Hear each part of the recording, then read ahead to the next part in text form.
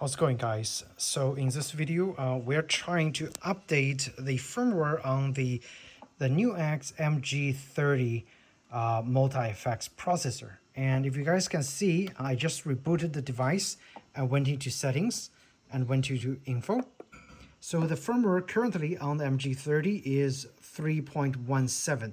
We're trying to install the newest firmware that actually just came out about 2 months ago. So we are going to start, and first thing first, you have to go and download the firmware from NuX website. All right, so after you download the NuX MG-30 firmware version 4, it comes in a folder, and the folder actually contains a bin file, a updater executable file, a update guide, and the release notes. So I'm looking at the release notes. It looks like it's adding a brand new L-star amp model into the amp section of the multi-effects processor. And also they added quite a lot more useful features based on user input. And I remember going on to the YouTube and the internet forums, people were complaining about not being able to save the process that they have edited in some settings in the MG-30. And it looks like they actually took user input and they actually updated based on the user input. So also they added a new MIDI CC controls for the WAH for the wah, engage and disengage, which is pretty nice. And the screenshot is right there. They added the patch rolling by using the up and down foot switch. They fixed the Brit 2000 amp F Princeton amp switching noise, and they also changed the maximum and minimum value of the expression pedal range, expression range. Okay, so quite a lot of updates, and I believe a lot of those are based on user input. So kudos to NuX for including those upgrades on the version 4 of the firmware.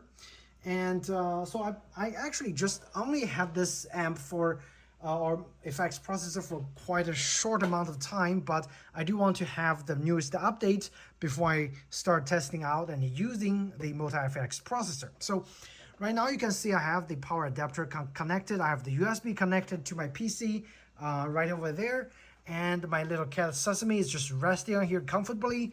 So we're gonna start the update process, which I believe is actually extremely easy.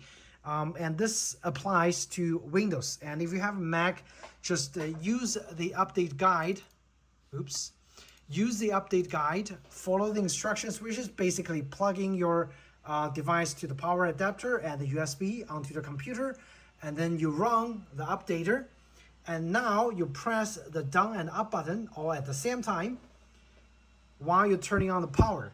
And you will go into the update, firmware update version of the processor, and it's gonna tell you it's firmware update processing, and then of course you follow the on-screen instructions. Let's actually just do that right now. Okay, so I am going to hold down the power up and down while turning on the power button. See if I can do it with one hand. Obviously I can't, so I'm gonna hold it here and then just turn it on with my other hand. When you have this turn on in the USB, if you have the USB connected, it's gonna tell you device firmware update, and you're gonna hear a sound in your PC, and it's gonna actually install a driver somewhere here. It tells you the driver is installing. Once the driver finishes install, you're ready to run the updater. So when you open the updater, it actually already found the device. It actually says device connected. So next you're gonna select file, and you're gonna go into the thing that we just downloaded right here, this folder. You're gonna select this bin file, and it's gonna prompt you to start update. And of course it also gives you all the enhancements that's being done compared to the last update, which was pushed out almost a year ago. And we're gonna start. So once you hit start, it's gonna start the process, you know, from 1 to 100. We're gonna come back. Once it's at 99, we'll see how long it takes to update my device. Okay, so I'll be back. All right, as you guys can see, it's almost 20 minutes and the update is still going. So do prepare to spend more than, I would say, close to half an hour for the entire firmware update. And so again, we'll come back after the firmware finishes updating.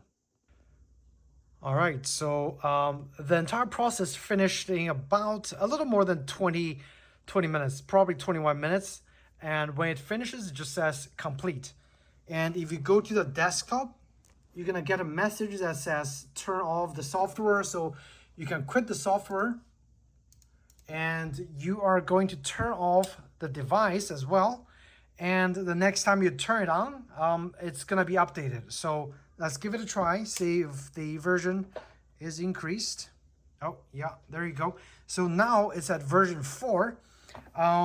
So yeah, that's how easy it is to upgrade the MG-30 of the multi-effects processor from NuX, and starts up pretty quick. And again, we just double confirm by going to the manuals. Let's see if I can get to the manual. We're gonna go to the info. Yes, so confirmed. It looks like the processor build, I'm not sure if the processor build has been upgraded, probably not, but you can tell it uses a dual CPU, kind of like a build. And again, great latency at around 2 to 3 milliseconds with a lot of effects applied. So definitely a great value. And hope you guys found this video helpful. And if you did, please do hit the like button or subscribe to my channel. And I will have more similar videos coming out for you guys. Thanks again, and see you in the next video. Take care.